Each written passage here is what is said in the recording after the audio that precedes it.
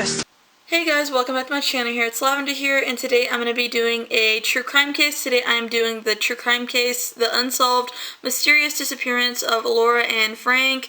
This is a murdered missing Indigenous woman true crime case story. I want to start doing these murdered missing Indigenous women cases and, people of color cases because, unfortunately, there is systematic racism in the media. I already made a video about how there is systematic racism in the news and media around like the Gabby Petito case. If you want to check that out, the link will be in my description down below. So yeah, so I wanted to cover this case because it hits really close to home to me. This woman, she had schizophrenia, and I'm adopted, and my dad has schizophrenia as well.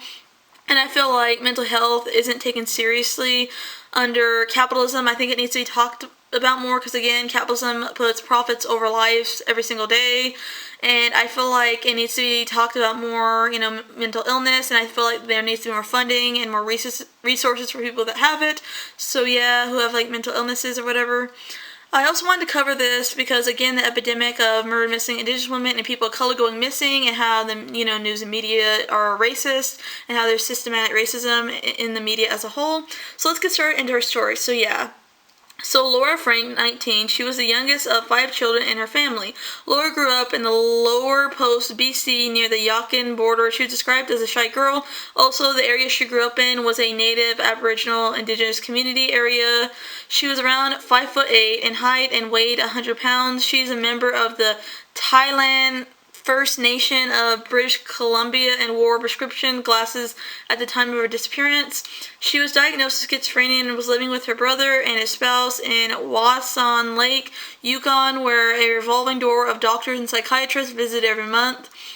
Laura had been diagnosed with schizophrenia, and social services had sort of brought her to us and kind of dropped her at our door with no support at all. I just feel like Laura fell between the cracks and nobody even paid attention to her.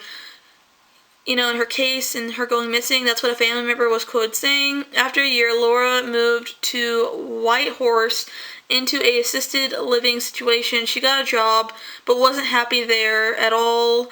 Later on, she came back home for Thanksgiving and wanted to move back, says one of her family members.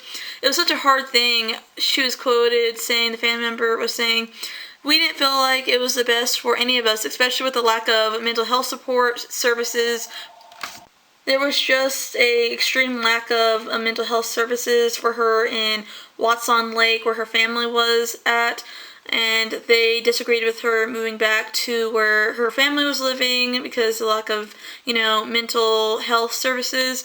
Laura had difficulty finding an adequate mental health treatment in the area of Watson Lake. Laura returned back to Whitehorse and soon after disappeared completely off the face of the earth. It was sometime in late 1988 or early 1989. That's when she disappeared officially. She was last seen in Yukon between late 1988 and early 1989. Her family heard rumors that Laura started dating a guy, unknown guy.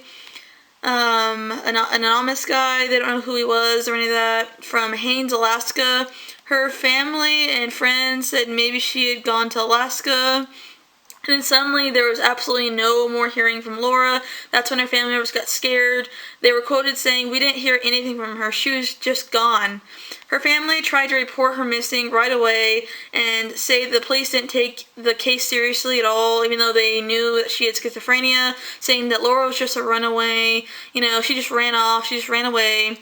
The official police investigation into Laura's disappearance did not begin for another 5 years, and she wasn't officially reported missing until 1993.